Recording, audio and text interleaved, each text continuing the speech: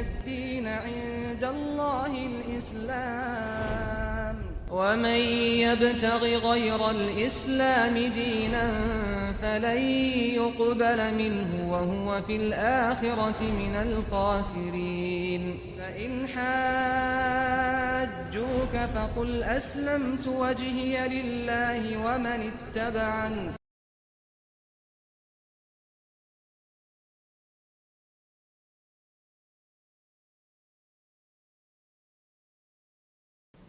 안녕하세요 여러분, 카람 김은수입니다.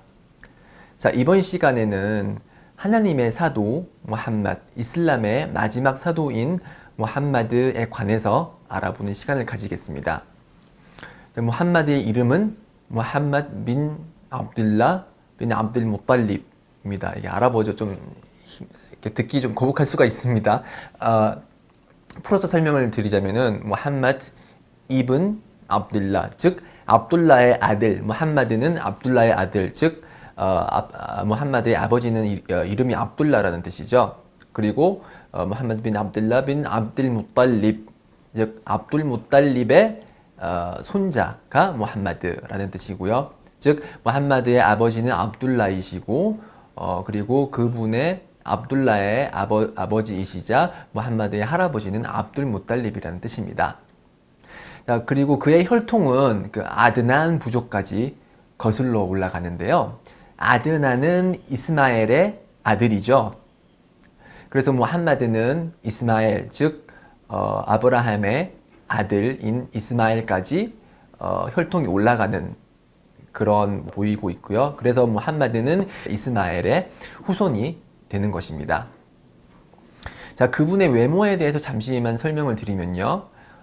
머리카락은 반 곱슬머리였습니다. 직모도 아니고 그렇다고 해서 완전한 곱슬도 아니고요. 반 곱슬이었고 입술이 그리고 입이 아주 컸다고 해야 되나요? 이렇게 옆으로 좀 벌어져 있는 그런 모습이었고요. 환하게 웃으시면은 이제 치아가 드러날 정도로 흰색 치아가 드러날 정도로 이렇게 환하게 웃곤 하셨습니다. 어깨는 넓은 편에 속했고요. 그리고 팔 다리에 뼈마디가 굵었습니다. 걸을 때는 이제 성큼성큼 걸으셨고 어떤 특정한 부분을 바라볼 때는 몸 전체를 이렇게 돌리셨습니다. 얼굴만 이렇게 한쪽으로만 돌리는 게 아니고 몸 전체를 이렇게 돌리셨습니다. 이러한 자세한 내용들이 이제 하디스, 즉 무함마드 언행록에 나오는데요. 그만큼 무함마드와 함께 있었던 그런 교우들이 무함마드에 관해서 얼마나 세심하게 관찰을 하고 그분의 말씀과 행동을 관찰했는지 알 수 있는 계기가 되는 것이죠. 자, 무함마드가 계시를 받기 이전에는 어떤 생활을 하셨을까요? 선지자 무함마드는 이제 571년 그 당시 아라비아 반도의 종교적 중심지였던 메카에서 태어났습니다. 571년 메카에서 태어났고요.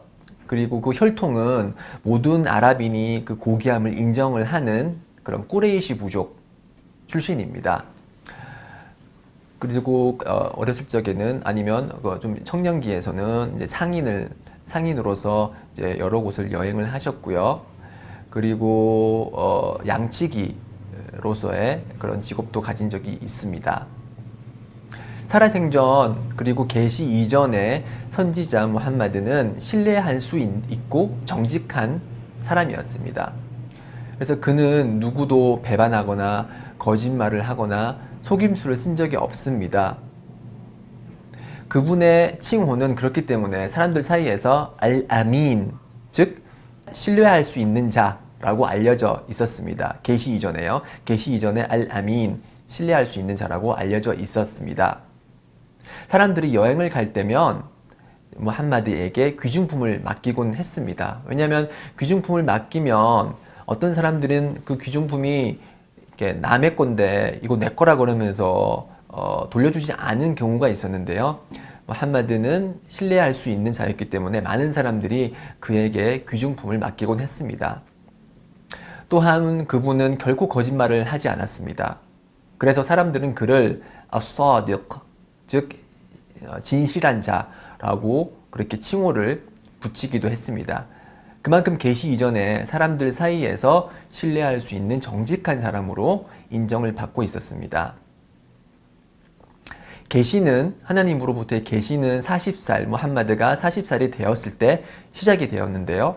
그때 히라 동굴에서 히라라고 하죠. 아랍어로는 히라 동굴에서 명상에 잠겨 있었을 때 가브리엘 천사가 사람의 모습을 하고 무함마드에게 다가와서 읽어라, 아랍어로 이제 읽어라 라고 그렇게 얘기를 합니다. 무함마드는 잘 아시다시피 문맹이었습니다.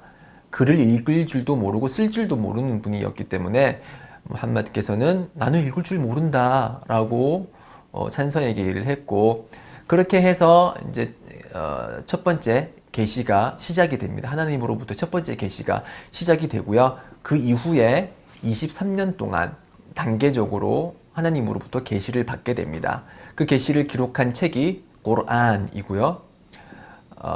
그분께서는 이제 꾸란을 통해서, 그래서 하나님께서 내리신 이런 꾸란을 기초로 하나님의 사도 무함마드께서는 사도로서의 역할을 충분히 충실히 행하셨습니다. 그분이 사도로서 행할 수 있는 역할은 단 하나였습니다. 가장 중요하면서 가장 핵심적인 역할이라는 것은 사람들에게 하나님 한 분만을 경배하라라는 그런 메시지를 전달하는 것이 사도로서의 핵심적인 역할이었죠.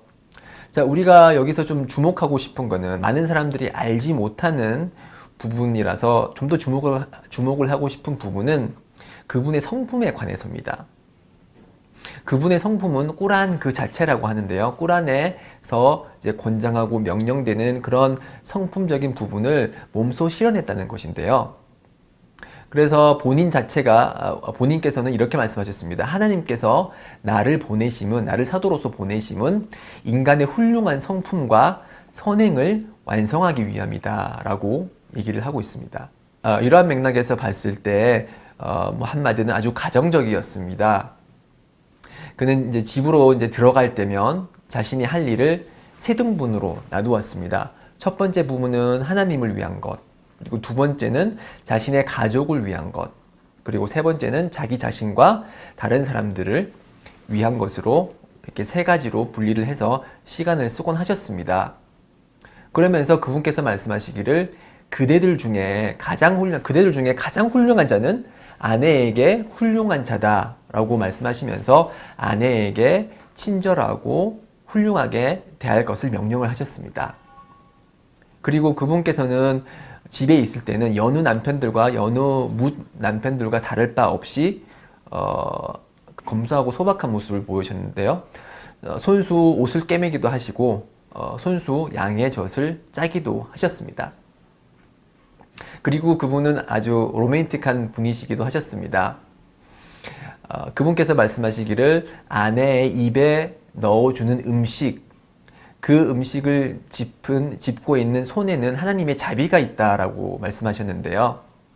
그래서 같이 음식을 먹을 때 남편이 이렇게 반찬을 집어서 아내의 손에 넣어주는 것을 권장하셨죠. 이만큼 이제 손수 먹을 것을 챙겨주는 남편의 그런 세심함을 권장을 하셨고요. 또한 그분께서는 아내와 같이 술래잡기도 하셨고요. 그리고 키가 작은 아내가, 이렇게 작은 키의 아내가 낙타를 올라타야 될 때, 낙타가 이제 좀 크거든요. 그래서 올라타기 힘들었을 때 무함마드께서는 무릎을 꿇어서 계단을 만들어 줬습니다. 그래서 아내는 그 무릎을 계단 삼아서 낙타에 올라탔다는 그런 전승이 있죠. 참 로맨틱하지 않나요? 네. 그리고 그분께서는 아주 따뜻하고 포근한 마음을 가지신 분이셨는데요.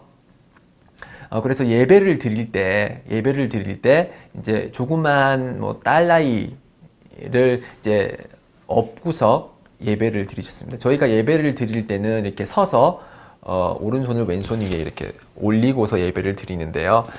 그 꼬마 애기가 이제 자기에게서 떨어지지 않으려고 하니까 예배 시간이 돼서도 이렇게 한 손으로 그 애를 들고 예배를 드리시고, 이제 그 절을 해야 될 그런 자세에 있을 때는 애기를 양 옆에 잠시 놓아두고 다시 일어섰을 때는 다시 그 아기를 가지고 다시 이제 예배를 드리셨습니다. 그만큼 이제 어린아이와 그리고 연약한 자에 대한 배려가 있었다는 뜻이죠. 그리고 그분께서는 용서하시는 분이셨습니다. 무슬림들이 어느 날 하나님의 사도 무함마드에게 와서 아우스라는 부족이 이슬람을 받아들이지 않는다면서 그들을 벌해달라고 하나님께 기도해달라고 요청을 했거든요. 그래서 무함마드께서는 벌해달라고 기도를 하지 않았습니다. 어떻게 기도를 하냐면, 오 하나님, 아우스 부족을 인도해 주시고 그들이 이슬람으로 입교할 수 있도록 해주십시오 라고 기도를 했죠. 파멸을 기도한 것이 아니고 그들이 이슬람으로 인도될 수 있도록 그들이 잘 되기를 빌어 주신 것이죠.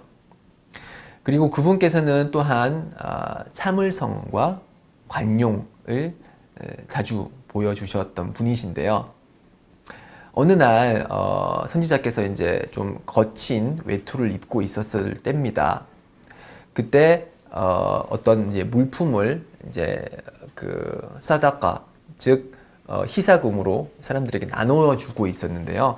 갑자기 사막 유목민 베두인이 와가지고 다짜고짜 선지자의 멱살을 이렇게 잡았습니다. 잡으면서 워낙 거칠게 상의를 잡았기 때문에 이 상의의 깃이 선지자의 목에 자국을 남길 정도였다고 하는데요. 그러면서 말하기를, 야 무함마드, 네가 갖고 있는 하나님의 재산을 나한테도 줘! 라고 하면서 전혀 예의를 차리지 않으면서 그렇게 거칠게 무함마드에게 그런 요청을 했습니다. 자, 일반 사람일지라도 그렇게 거칠게 누군가가 자신에게 공격적인 자세를 보이면은 당연히 기분이 나빠서 인상을 찡그리거나 아니면 그 사람을 힘으로 밀치거나 그렇게 할 텐데, 선지자 무함마드께서는 이제 그에게 고개를 이렇게 딱 돌리면서 웃음을 지으시면서 미소를 지으면서 사람들에게 그에게 얼마간의 재산을 줄 것을 명령하였습니다. 참 참을성 있고 관용적인 모습이라고 할 수가 있죠. 또한 그분께서는 겸손함으로 아주 겸손함으로 이제 유명하신 분이시기도 한데요. 어느 날 이슬람을 알기 위해서 한 비무슬림이 낙타를 타고 성원으로 들어왔습니다. 모스크로 들어왔는데요. 그래서 그 사람은 무함마드에게 이슬람을 알기 위해서 무함마드를 찾고 있었어요. 성원을 두리번 거리면서 무함마드가 어디 있는지 이렇게 찾고 있었는데요. 왜 그렇게 두리번 거렸을까요? 왜냐하면 무함마드의 복장과 그런 그 모습이 여느 일반 사람들과 다를 바가 없었다는 것이죠. 무함마드가 하나님의 사도이기는 하지만 주위 사람들이 입는 그런 옷과 유사한 옷을 입었고 사치를 부리거나 아니면 특별한 그런 복장을 하고 있지 않았다는 것이죠. 그만큼 이제 다른 사람들에 비해서 뛰어나게 뭔가를 드러내려는 그런 속성을 가지고 있지 않은 아주 검소한 분이셨습니다. 또한 그분께서는 매우 검소하셨습니다. 그래서 그분께서는 우리가 잘 때는 이제 뭐 침대나 아니면은 바닥에 이불을 깔고 자잖아요. 그렇지만 그분께서는 살아생전에 그 거친 깔개를 밑에 깔고 주무셨는데요. 그 깔개가 야자수 나무의 줄기 있죠, 줄기로 이루어진, 어찌 보면 되게 딱딱한 줄기인데요. 그 줄기로 만들어진 깔개 위에다가 등을 받치고 그렇게 주무셨습니다. 그래서 어느 날 그 우마르라는 이제 후에 제2대 칼리파가 되는 한 무슬림이 와서 그러한 모습을 보게 됩니다. 무함마드의 집에 가게 되니까 그 집에는 이제 보리 한 대보다도 조그만 양식과 벽에 걸려 있는 그 가죽 물통, 그 가죽 물통에는 이제 물이 있겠죠. 그것밖에 없었습니다. 그러니까 깔개도 그렇게 불편한 깔개에다가 먹을 것도 보리 한 대도 안 되는 그런 보리와 그리고 물밖에 없는 그런 모습을 보고서 오마르는 눈물을 흘리게 됩니다. 울음을 터뜨리는 겁니다. 그래서 선지자께서는 그것을 보시고 오마르 왜 눈물을 흘려? 라고 그렇게 질문하셨고 오마르가 답하길 지금 로마에 있는 왕과 페르시아의 왕은 그렇게 현세를 즐기면서 기쁨을 만끽하고 있는데 하나님의 사도인 당신께서는 소유한 게 이것밖에 없고 이렇게 불편하게 누워서 주무시는데 제가 어찌 눈물을 흘리지 않겠습니까? 실제로 그렇게 딱딱한 곳에서 잠을 주무셨기 때문에 무함마드의 그런 등에는 자국이 생겼었어요. 이렇게 줄기, 나무 줄기에 자국이 생길 정도로 그렇게 불편하게 주무셨는데요. 이에 이제 선지자께서 대답을 하시길 오마르 그렇게 그 페르시아의 왕과 로마의 왕은 현세에서 향락을 즐길 뿐이다. 그렇지만 우리는 내세에서 그들이 느끼지 못하는 그런 즐거움을 느낄 것이다. 우리에게 주어질 그 내세의 기쁨, 그것만으로도 충분하지 않겠냐? 라고 대답을 하셨다고 합니다. 그만큼 그분은 검소하셨고요. 그분이 사시는 방도 아주 비좁았습니다. 어찌 보면 그분께서는 그 당시 아랍 반도를 전체 반도를 통치하는 하나의 왕으로서 있었던 분이시지만은 아주 비좁은 방에서 사셨어요. 그래서 일어나서 밤중 예배를 드릴 때 밤 새벽 1시, 2시에 일어나서 예배를 할 때 저희는 이제 절을 하거든요. 근데 절을 할 때 이제 자고 있던 아내의 발을 건드릴 수밖에 없을 정도로 그만큼 방이 너무 좁았다는 거죠. 그래서 예배를 드릴 때 이제 아내의 몸이 닿을 정도로 그렇게 비좁은 방에서 검소한 생활을 하시곤 하셨습니다. 자, 그리고 그렇게 검소한 생활을 하시다가 돌아가실 때도 그는 돈 한 푼도 남기시지 않으셨어요. 그가 이제 유산으로 남긴 것이라고는 이제 흰색 당나귀 한 마리 하고 이제 그의 그 방패 그리고 땅 한 조각 이렇게 밖에 없었습니다. 만약에 사심을 가지고 명성을 얻거나 권력을 얻거나 아니면 재산을 얻기 위해서 내가 하나님의 사도다 라고 거짓말을 했다라면 그의 손아귀에는 모든 것이 있었습니다. 아랍 반도가 모든 것이 그분의 통치하에 있었기 때문에 원하면은 많은 재산을 얻을 수 있었습니다. 그럼에도 불구하고 그는 재산에는 관심이 없었습니다. 그의 주된 관심사는 하나님의 말씀을 전하고 사람들이 하나님을 믿기를 바랬을 뿐입니다. 이런 그 무함마드의 모습을 잘 알고 있었던 독일의 시인 괴테는 이렇게 말했습니다. 나는 인류의 모범을 찾기 위해서 역사를 살펴보았고 결국 무함마드에게서 그 모범을 찾았다라고 언급을 한 바 있습니다. 괴테처럼 여러분들도 무함마드를 통해서 인류의 모범을 찾으시고 더 나아가 그분이 전한 하나님의 메시지를 통해서 여러분들이 삶의 목적을 찾으시길 간절히 바랍니다. 예, 여기까지가 제가 준비한 내용입니다. 긴 강의 들어주셔서 감사드리고요. 다음에 또 뵙도록 하겠습니다. 감사합니다.